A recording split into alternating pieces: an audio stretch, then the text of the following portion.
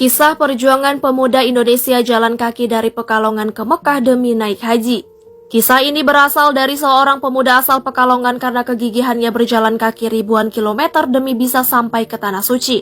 Kisah pemuda asal Pekalongan ini sempat bikin haru warga dunia lantaran dia rela berjalan kaki dari Indonesia ke Mekah. Pria yang bernama Muhammad Hamim Setiawan 28 tahun memang bukan siapa-siapa, bukan orang kaya atau orang penting di negeri ini.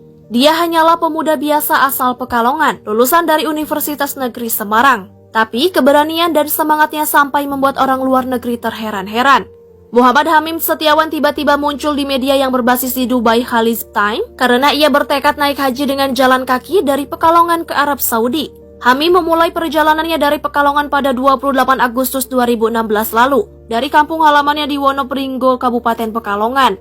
Dia melewati berbagai negara dengan berjalan kaki. Tentu saja terkecuali menyeberangi lautan atau selat yang tak mungkin dilakukannya tanpa naik feri atau kapal. Dia juga sering memilih untuk istirahat di masjid, menumpang di rumah orang yang bermurah hati, sampai bermalam di hutan sudah biasa dia lakukan. Tak disangka usahanya yang terkesan mustahil itu membuahkan hasil. Pada 19 Mei 2017 ia telah tiba di Abu Dhabi, Uni Emirat Arab. Hamim menceritakan kisah perjalanannya. Ia meyakini bahwa berjalan kaki adalah keutamaan dalam menunaikan ibadah haji. Ini yang menjadikan alasan baginya untuk melakukan perjalanan dahsyat ini. Dengan menguji kekuatan fisik dan spiritual merupakan alasan utamanya untuk berjalan kaki. Yang luar biasa lagi, selama perjalanan Hamim juga lebih sering menjalankan ibadah puasa hampir setiap hari.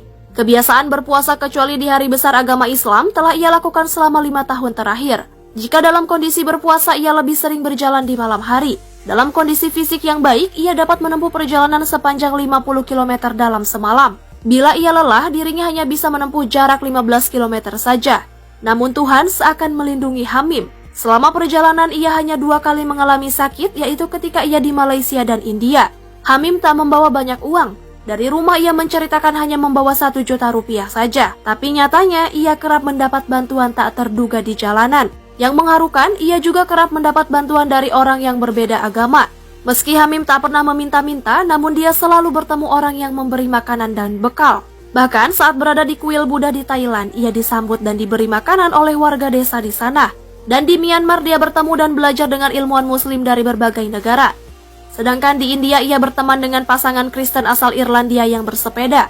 Namun, jika saat semua bekal benar-benar habis, Hamim akhirnya meminta bantuan sama saudara atau sahabat yang ada di Indonesia. Penguat Hamim selama melakukan perjalanan ke Mekah pun sederhana saja, campuran air dan madu untuk meningkatkan daya tahan tubuh.